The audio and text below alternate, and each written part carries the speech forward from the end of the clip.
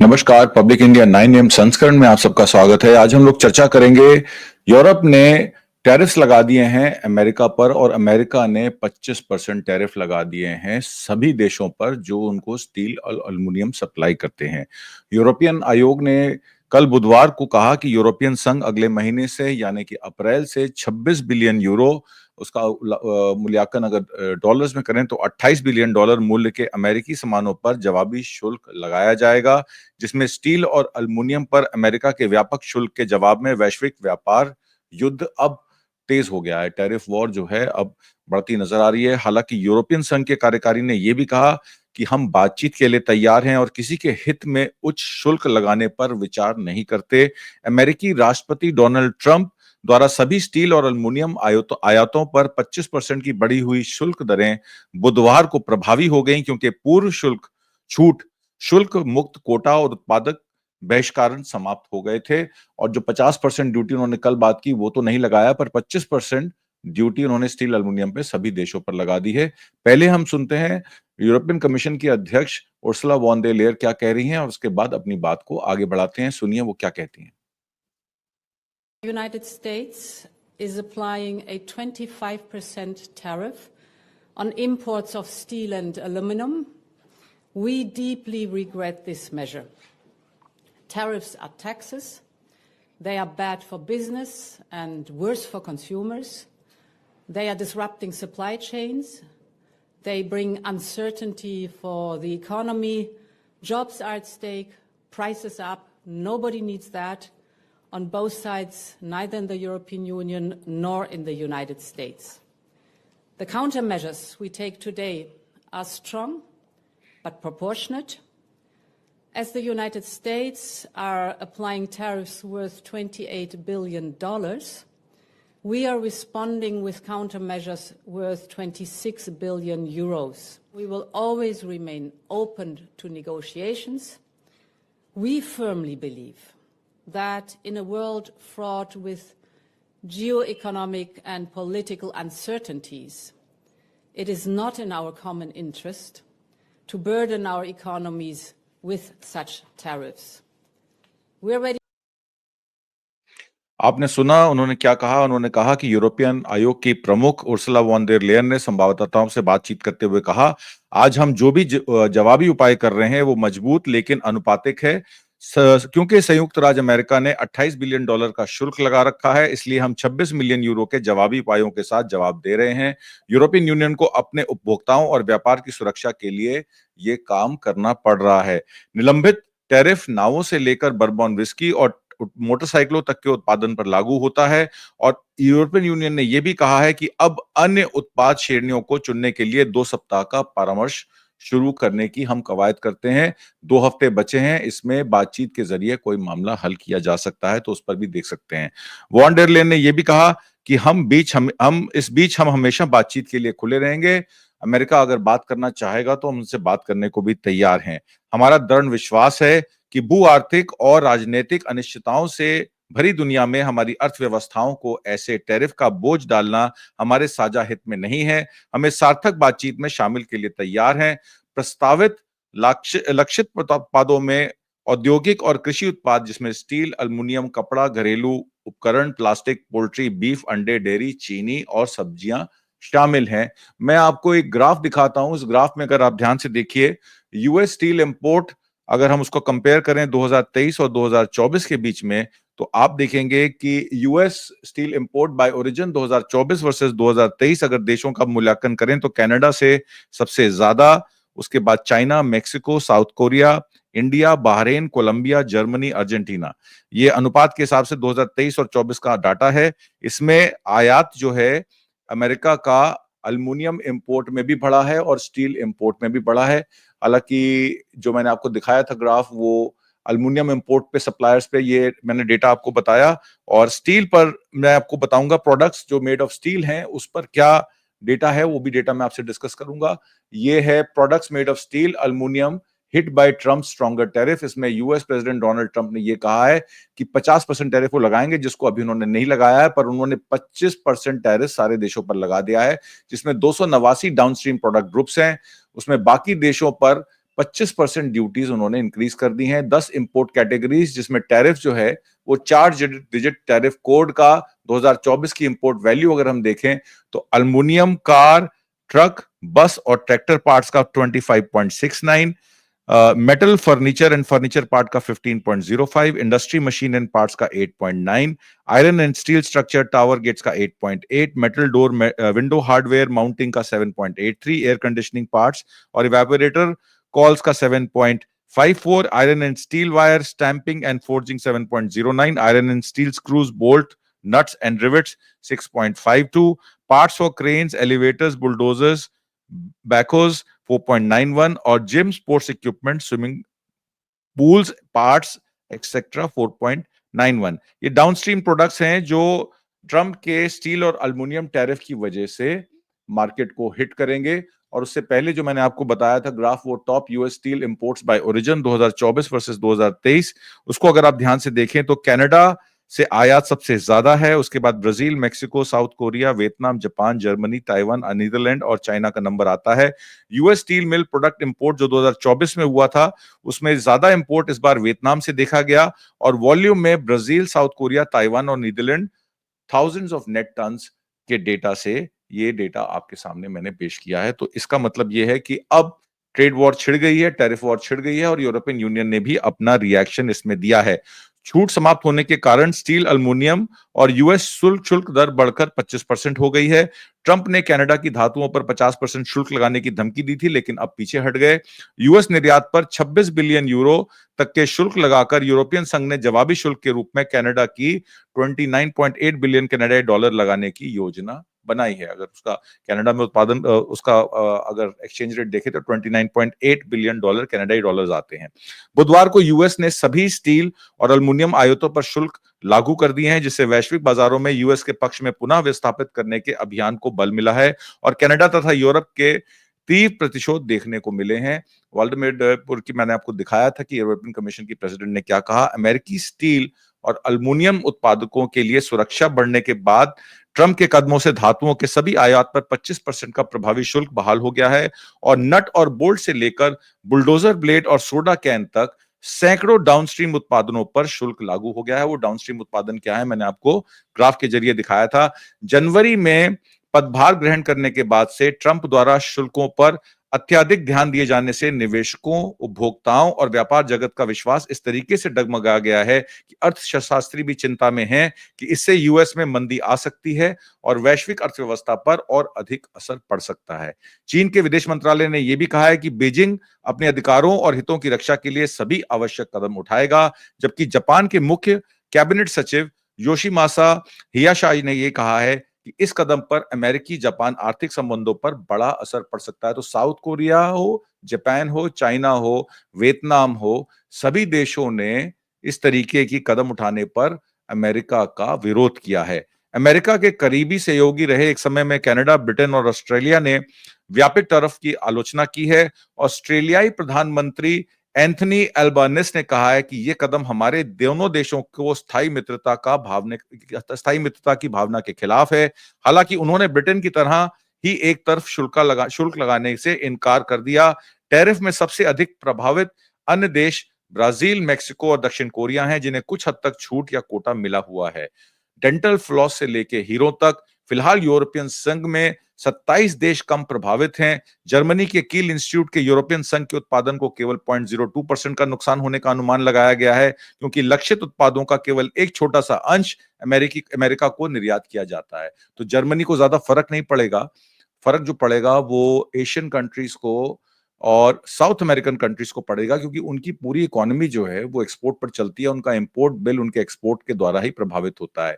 इससे वैश्विक बाजारों में तेलों के दाम भी अब बढ़ेंगे क्योंकि ओपेक कंट्रीज पे प्रेशर पड़ेगा जिसमें ट्रंप साहब कहेंगे कि आप उत्पादन कम कीजिए। जिस तरीके से आपने देखा था डॉक्टर मनमोहन सिंह के कार्यकाल में क्रूड ऑयल का रेट 148 से $150 बैरल चला गया था। उस समय भी अमेरिका के दबाव के कारण प्रोडक्शन को कम कर दिया गया था और ईवी व्हीकल्स को प्रमोट करने के जरिए, और आपने देखा कि जिस तरीके से चाइना और टेस्ला में युद्ध छिड़ा हुआ है, अब क्रूड ऑयल के प्राइसेस भी कंट्रोल किए जा सकते हैं, जो अभी तक डी कंट्रोल एनवायरनमेंट में चल रहे थे। ओपेक प्लस में रशिया का भी ओपेक कंट्रीज के साथ जोड़ा जाना देखा जा रहा है कि सऊदी अरेबिया जो है वो भी अब ये देख रहा है कि हम अपने आप को कैसे बचाएंगे, कि जिस तरीके की ट्रम्प की पॉलिसीज हैं वो सिर्फ डोमेस्टिक मार्केट्स में देख रहे हैं। विश्व एक बाजार है, दुनिया फ्लैट है, ये पिछले 30 सालों से हम सुन रहे थे। अब सभी ने अपने अपने लकीरें खींच दी हैं, बाउंड्रीज खींच दी हैं और एक दूसरे को कोऑपरेट करने को तैयार नहीं है। सिर्फ अपने ही देश में नौकरी लोगों को मुहैया कराना हो, या देश की व्यवस्था को ठीक करना हो, या आर्थिक व्यवस्था को फिर से जो है वो सड़क पे लाना हो या ठीक करना हो, उस पर ही काम हो रहा है। अमेरिका ने $36 ट्रिलियन की जो अपना डेट है उसको क्लियर करने के लिए ये कदम उठाया है। उन्होंने डिफेंस स्पेंडिंग के लिए भी नाटो कंट्री से कह दिया है कि जो आपकी जीडीपी का 2% हिस्सा था वो अब आप डिफेंस स्पेंडिंग में खर्च कीजिए, अमेरिका आपके खर्चों का बिल नहीं पे कर सकता। यूरोपियन संघ के अपने प्री उपाय हालांकि डेंटल फ्लॉस से लेकर हीरे और बाथरोब से लेकर बर्बॉन तक प्रभावशाली रूप से लागू हो गए हैं। विशाल यूरोपियन संघ अमेरिका वाणिज्य संबंध के भीतर वस्तुओं और सेवाओं में लगभग 6 दिन के व्यापक व्यापार में के लायक सामान को ही कवर करते हैं, मानी कि 6 दिन के व्यापार के बाद अफरा तफरी मच जाएगी और स्टॉक मार्केट्स में भी गिरावट देखने को मिल सकती है। हालांकि आज बाजार जो थे वो स्टेबल थे। ये खबर जो है बीती शाम को आई, कल क्या होगा ये कल पता लगेगा। हालांकि फ्रांस के यूरोप मंत्री बेंजामिन हदाद ने चेतावनी दी है कि यूरोपियन संघ अपनी प्रक्रिया का विस्तार कर सकता है। उदाहरण के लिए अगर ऐसी स्थिति आती है जहां हमें और आगे जाना पड़ता है तो डिजिटल सेवाओं या बौद्धिक संपदाओं को शामिल किया जा सकता है, उन्होंने TF1 टीवी चैनल को अपने साक्षात्कार में बताया। ट्रंप ने शुरू से ही कनाडा को अमेरिका को अपनी स्टील और एल्युमिनियम निर्यात का शुल्क दुगना करके 50% करने की धमकी दी थी, लेकिन कनाडा के ओंटारियो प्रांत द्वारा कुछ अमेरिकी राज्यों को बिजली निर्यात पर 25% अधिभार लगाने के कदम को स्थगित करने के बाद वे पीछे हट गए। आपको याद होगा कि ये वही प्रीमियर हैं ओंटारियो के जिन्होंने कहा था कि अगर हम पे आप टैरिफ लगाएंगे तो हम आप पे डबल टैरिफ लगाएंगे। जब उन्होंने धमकी दी कि हम आपको बिजली सप्लाई करना बंद कर देंगे तो 50% टैरिफ की जो धमकी थी वो अमेरिका ने वापस ले ली, पर उसके बावजूद उन्होंने 25% टैरिफ सभी देशों पर लगा दिया। इस घटना ने अमेरिकी वित्तीय बाजारों को हिलाकर रख दिया है, जो पहले से ही ट्रंप के व्यापार टैरिफ आक्रमण से घबराए हुए थे। बुधवार को टैरिफ वृद्धि के बारे में पहले से ही संकेत दिए जाने के साथ एशियाई और यूरोपियन बाजार बुधवार को मोटे तौर पर स्थिर रहे और अमेरिकी स्टॉक इंडेक्स फ्यूचर्स में थोड़ी बहुत वृद्धि देखी गई। फोर्ड, जनरल मोटर्स, हाउमेट और हनीवेल जैसी कंपनियां जो अपने आपूर्ति श्रृंखलाओं में स्टील और एल्युमिनियम का उपयोग करती हैं, प्री मार्केट ट्रेडिंग में बहुत कम बदली हैं। फिर भी मार्च में अमेरिकी शेयरों में भारी गिरावट ने ट्रंप के चुनाव के बाद वॉल स्ट्रीट द्वारा अर्जित सभी लाभ को मिटा दिया है। तो एक तरीके से स्टॉक मार्केट को डाउनटर्न कर दिया गया है। और गोल्डमैन सैक्स जिसने कल बोला था कि रिसेशन एमिनेंट है, उसने उसका परसेंटेज भी 15 से 20 कर दिया। कल मैंने अपने प्रोग्राम में बताया था कि मॉर्गन स्टैनली और गोल्डमैन सैक ने रिसेशन इनएविटेबल है इसके बारे में जिक्र किया था, पर उसका परसेंटेज 15 से 20% आज कर दिया है। इसका मतलब कि हम अमेरिका को रिसेशन में जाते हुए देख रहे हैं। अमेरिका में टैरिफ योजनाओं के आगे पीछे होने से कंपनियां बेचैन हो गई हैं, मार्केट में अस्थिरता आ गई है, जिससे ऑटो से लेके ऊर्जा तक के उद्योग अब प्रभावित होते नजर आ रहे हैं। फ्रैंकलिन टेम्पल्टन के मुख्य बाजार रणनीतिकार स्टीफन डोवर ने यह कहा कि अर्थव्यवस्था में लगभग हर कोई वॉशिंगटन की नीतियों में भारी उतार चढ़ाव और रोजमर्रा के फैसलों पर उनके प्रभाव को समझने के लिए संघर्ष कर रहा है। लग्जरी कार निर्माता पोर्शे ने कहा कि हम इस बात का आकलन कर रहे हैं कि टैरिफ की लागत को उपभोक्ताओं पर कैसे डाला जाए, क्योंकि कोई भी कंपनी अपने मार्जिन को कम नहीं कर सकती और एल्युमिनियम और स्टील का 30 से 40% कॉस्ट जो है कार कॉस्ट में आता है। अगर 20% मार्जिन भी डीलर का है तो वो 40% कॉस्ट जो अतिरिक्त 25% ड्यूटी की लगेगी, वो कॉस्ट जो है वो कस्टमर्स या उपभोक्ताओं को ही बेयर करनी पड़ेगी। अमेरिकी स्टील उत्पादकों ने बुधवार को कदम का स्वागत किया, ये देखते हुए कि ट्रंप के मूल 2018 टैरिफ को कई देश और उत्पाद विशिष्ट बहिष्करणों के द्वारा कमजोर कर दिया गया था। स्टील मैन्युफैक्चरर्स एसोसिएशन के अध्यक्ष फिलिप बेल ने यह कहा है कि वर्षों से शोषण किया जा रहा है, टैरिफ में खामियों को बंद करके राष्ट्रपति ट्रंप फिर से स्टील उद्योग को बढ़ावा देंगे जो अमेरिका में पुनर्निर्माण के लिए तैयार है। तो अब स्टील मैन्युफैक्चरर एसोसिएशन के लोग हैं वो कह रहे हैं कि ये तो अच्छी खबर है, अगर 25% टैरिफ लग जाएगा तो जो रेगुलर जो लोकल मैन्युफैक्चरर्स हैं अमेरिका के, उनको उसका फायदा मिलेगा, क्योंकि वो अपने प्रॉफिट मार्जिन में वो 25% एडिशनल कॉस्ट टैरिफ की बिल्ट इन करके माल बेच सकते हैं। उससे ज्यादा उसमें उनके पास पैसा ज्यादा आएगा, उस पैसे को वो नौकरी ज्यादा जनरेट करने में या प्रोडक्शन को बढ़ाने में लगाएंगे। ये तो आने वाले समय से पता लगेगा, या उपभोक्ताओं को इतने हाई प्राइसेस हो जाएंगे चीजों के कि वो खरीदने ही नहीं जाएंगे, तो प्रोडक्शन बढ़ेगी कैसे? तो दोनों तरफ से ये दो धारी तलवार है टैरिफ। एक तरफ तो उपभोक्ताओं को या कंज्यूमर्स को ज्यादा पैसा देना पड़ेगा, और दूसरी तरफ जो मैन्युफैक्चरर्स हैं उनके मार्जिन बढ़ेंगे, और वो मार्जिन क्या सेल्स में कन्वर्ट होते हैं, ये बात देखने की जरूरी है। कनाडा की अल्मुनियम आपूर्ति अमेरिका कनाडा व्यापार युद्ध में वृद्धि तब हुई जब प्रधानमंत्री जस्टिन ट्रूडो को अपने उत्तराधिकारी मार्क कार्नी को सत्ता सौंपने को तैयार कर रहे थे, जिसमें पिछले सप्ताह सत्तारूढ़ लिबरल्स का नेतृत्व दौड़ जीती थी। माइक कार्नी की अगर बात करें तो वो एक आप कहिएगा कि एक तरीके से वो एक इकोनॉमिस्ट हैं, जैसे हमारे डॉक्टर मनमोहन सिंह थे, वो बैंक ऑफ इंग्लैंड के बैंक ऑफ कनाडा के गवर्नर भी रहे हैं, और कनाडा में बैंक ऑफ कनाडा में जब उस समय क्राइसिस आया था 2008 का फाइनेंशियल क्राइसिस आया था, तब वो वहां के चेयरमैन थे या वहां के गवर्नर थे। और बैंक ऑफ इंग्लैंड में जब ब्रेक्सिट की बात हो रही थी तो वो बैंक ऑफ इंग्लैंड के भी गवर्नर थे। बहुत सारी एसेट मैनेजमेंट कंपनी के लिए, म्यूचुअल फंड्स के लिए उन्होंने काम किया है। उनको कमान सौंपी गई है। जस्टिन ट्रूडो के अगेंस्ट एंटी इनकम्बेंसी बिल्ट हो रही थी। 10 साल का कार्यकाल जस्टिन ट्रूडो का पूरा हो चुका था। लिबरल पार्टी ने डिसाइड किया कि माइक कार्नी को आगे लेके आएंगे। अक्टूबर में इलेक्शन ड्यू है, पर ऐसा लगता है कि अगले 2-4-5 दिनों में Mike Carney early elections announce कर सकते हैं, क्योंकि सारा इलेक्शन प्रोसेस 40 से 50 दिन का है। तो ये माना जा सकता है कि Mike Carney early elections announce करेंगे, और लिबरल पार्टी के चांसेस इलेक्शंस जीतने के ज्यादा हो सकते हैं। अब ट्रंप ने सोशल मीडिया पर फिर भी दोहराया कि वो कनाडा को हमारे प्रिय 50वां राज्य बनाना चाहते हैं, जिसको लेकर कनाडा में भी डोनाल्ड ट्रंप की बहुत सारी जो है ऑपोजिशन है। और उधर कनाडा में एक सिग्नेचर कैंपेन चला है, जिसमें 3,64,000 कनाडा के नागरिकों ने ये कहा है कि एलन मस्क, क्योंकि उनकी मां जो है वो कनाडा से आती हैं, तो इनकी सिटीजनशिप को कैंसिल कर देना चाहिए, क्योंकि वो कनाडा के खिलाफ काम कर रहे हैं। तो एक अभियोग का मामला कनाडा में भी लोगों ने उनके ऊपर उठाया है। कनाडा के ऊर्जा मंत्री जोनाथन विल्किंसन ने रॉयटर्स को यह भी बताया कि अगर अमेरिका टैरिफ लगाता रहता है, तो कनाडा अमेरिका को तेल निर्यात पर प्रतिबंध करने या खनिजों पर निर्यात शुल्क लगाने जैसे गैर टैरिफ उपाय लागू कर सकता है। मैंने आपको पहले भी बताया था कि चाइना के कार्गो शिप्स क्रूड लेने के लिए कनाडा पहुंच चुके हैं। तो जो 4 मिलियन बैरल की पर डे सप्लाई रिफाइनरीज को करता था कनाडा, वो अब रिफाइनरीज का प्रोसेस जो है वो रुक सकता है, क्योंकि कनाडा अपना क्रूड ऑयल दूसरे देशों को निर्यात कर सकता है, वो ओपन है। हालांकि डोनाल्ड ट्रंप ने उसके आयात पर क्रूड ऑयल के आयात पर 10% से ज्यादा टैक्स नहीं लगाया है। कनाडा के पास पर्याप्त हाइड्रोकार्बन संसाधन है, जिसमें प्राथमिक अल्मुनियम उत्पादन को अमेरिका की तुलना में अधिक लागत प्रभावी बना जा सकता है। इससे अमेरिकी अल्मुनियम बाजार में एक प्रतिभाशाली स्थिति बना ली है, क्योंकि ट्रंप के टैरिफ द्वारा पुनर्जीवित किए गए अमेरिकी स्मेल्टर्स अब बंद हो चुके हैं। ऐसा कनाडा लिबरल पार्टी का कहना है कि हमें कोई फर्क नहीं पड़ता, हमारे लिए वैश्विक बाजार खुले हैं, हम अपना माल कहीं भी बेच लेंगे, अमेरिका को नहीं बेचेंगे।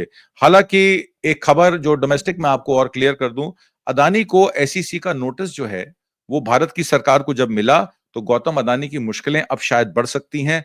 यही शायद वजह है कि एलन मस्क को जिस तरीके से स्टारलिंक का जो प्रोजेक्ट है वो एयरटेल और जियो को दे दिया गया, कहीं उसका गौतम अदानी की इंडाइटमेंट से संबंध तो नहीं है, क्योंकि मोदी सरकार ने वो एसईसी का संबंध जो है वो लोकल अहमदाबाद डिस्ट्रिक्ट कोर्ट में भेज दिया है। ये यूएस सिक्योरिटी एक्सचेंज कमीशन का केस है, जो ब्राइबरी एलिगेशंस की उन्होंने निवेशकों का जो पैसा अमेरिका से उठाया, उसमें ब्राइबरी जो है वो भारत में सेकी के थ्रू, यानी कि solar energy corporation of India के थ्रू दी गई। इसमें एसईसी ने पहले लॉ मिनिस्ट्री से असिस्टेंस मांगी थी समन सर्व करने के लिए, क्योंकि हेग सर्विस कमीशन और service abroad of judicial and extra judicial document civil commercial matters में ये एक यूनिवर्सल जो अनुबंध होता है देशों का, कि कोई भी देश में किसी कंपनी के खिलाफ या उनके लोगों के खिलाफ केस हो और वो किसी और कंट्री के नागरिक हो, तो उस देश की सरकार उनकी मदद करती है उनको पकड़ के लाने में।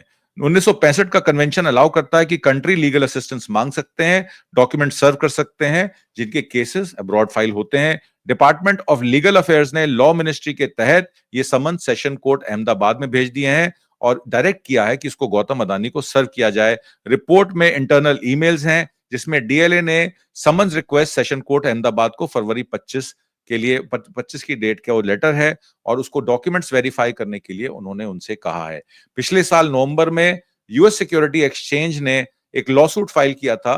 गौतम अदानी, उनके बेटे सागर, उनके नेफ्यू सागर अदानी और एग्जीक्यूटिव्स अदानी ग्रीन लिमिटेड के ये लॉ सूट ये एलेज करता है कि उन्होंने $100 of millions ब्राइब में पे किए इंडियन स्टेट गवर्नमेंट ऑफिशियल्स को आंध्र प्रदेश में, महाराष्ट्र में, उड़ीसा में और स्टेट्स में to secure solar energy contracts purchase agreement बढ़े हुए दामों पर, जिसमें अदानी ग्रीन और US based Azzur power solar energy firm को फायदा हुआ। और उसमें एक सेपरेट क्रिमिनल केस भी फाइल्ड है जिसमें US attorney of eastern district of New York ने उनको चार्ज किया था कॉन्स्पिरेसी और सिक्योरिटीज फ्रॉड के लिए। केसेस जो हैं अब US district court eastern district of New York में थे, उसके बाद वो फेडरल कोर्ट में सारे सिविल और क्रिमिनल केसेस को शामिल कर लिया जाता है। जो केसेस अगेंस्ट अदानी थे वो अभी तक रुके हुए थे क्योंकि यूएस प्रेसिडेंट डोनाल्ड ट्रंप ने एक एग्जीक्यूटिव ऑर्डर साइन किया था जिसमें उन्होंने फॉरेन करप्ट प्रैक्टिसेस एक्ट एफसीपीए 1977 में उन्होंने ये कहा था कि एटलीस्ट फॉर 180 डेज एक रिव्यू जो है वो पेंडिंग था यूएस अटॉर्नी जनरल के यहाँ कि इसको जो है हम सस्पेंड कर देते हैं। अब पर क्योंकि वो रेट्रोस्पेक्टिव नहीं है इसलिए एसईसी ने अपनी फ्रेश कोर्ट फाइलिंग की है और सजेस्ट किया है कि एग्जीक्यूटिव ऑर्डर जो है वो इस केस पर लागू नहीं होते। इसका मतलब यह है कि एसईसी इन्वेस्टिगेशन अदानी ग्रुप पे करेगी, अगर उसमें लॉ बदल जाता है तो वो अलग बात है। अभी तो 180 दिन का समय है एसईसी के पास। एसईसी पूरी कोशिश करेगी कि गौतम अदानी को नोटिस सर्व हो और गौतम अदानी वहां पर पेश हो। अभी जो वॉशिंगटन में प्रधानमंत्री मोदी गए थे उन्होंने कहा कि उन्होंने अदानी के केस को डिस्कस नहीं किया था क्योंकि दो देशों के जो लीडर्स हैं वो इन मामलों पर चर्चा नहीं करते और कोई बात ऐसी उन्होंने नहीं की है। ये कोई व्यक्तिगत मामला है और व्यक्तिगत मामलों पर देश के दो जो प्रधान सेवक हैं वो चर्चा नहीं करते। पर अब ऐसा लगता है कि डोनाल्ड ट्रंप ने दुखती रग प्रधानमंत्री मोदी की पकड़ ली। जिस तरीके के स्टारलिंक का एपिसोड हुआ, जिस तरीके से अब एल्युमिनियम और स्टील पे 25% यूनिवर्सल टैरिफ लगाए गए हैं, उसमें भारत का भी नुकसान होगा। इतना नहीं होगा जितना लैटिन अमेरिकन कंट्रीज या मेक्सिको का होगा। देखना यह है कि यूरोपियन यूनियन की जवाबी कार्रवाई से अब अगला कदम प्रेसिडेंट डोनाल्ड ट्रंप क्या उठाते हैं।